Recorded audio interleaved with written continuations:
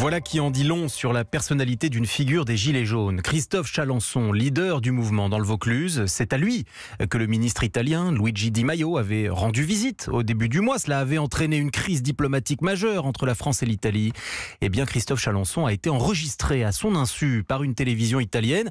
La journaliste a décidé de diffuser les extraits et, Aude Vernuccio, ce qu'on entend est bien plus radical que ce qui est dit habituellement dans le discours officiel des Gilets jaunes. Oui, on entend Christophe Chalençon se confier sans détour. Il dit se sentir menacé par l'État français, se croit surveillé par une sorte de police politique et ça donne des propos qu'il croyait privés et qui expriment une conception violente de la vie politique. Écoutez. J'irai au bout de mes convictions.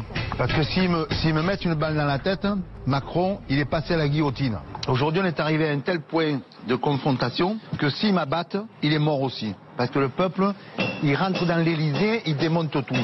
Lui, sa femme et toute la clique.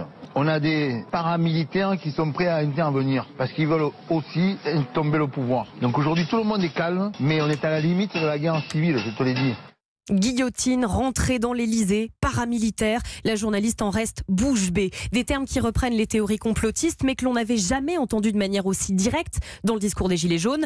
Certains leaders se sont d'ailleurs éloignés de Christophe Chalençon, qui a quitté les cortèges et les manifestations pour lancer, il y a quelques jours, son propre mouvement politique aux européennes, le MAC, ou Mouvement Alternatif Citoyen. Merci à vous, Aude Vernuccio, pour ces précisions.